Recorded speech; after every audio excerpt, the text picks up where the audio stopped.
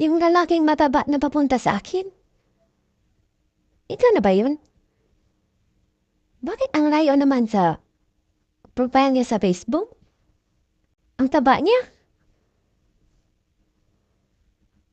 Naku po, nakita na ako. Anong gagawin ko dito?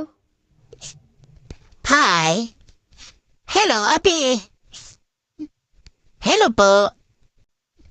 Ate. Ikaw po ba yung mama ni Annalyn? Kasi magkamukha po kayo. Parehas po kayo kulot. Ang pinagkaiba lang, maputi lang si Annalyn. Tsaka payat.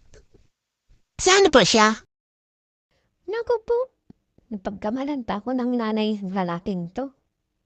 Sige na nga, aamin na nga lang ako. Total, parehas kaming nagsisinungaling sa Facebook eh.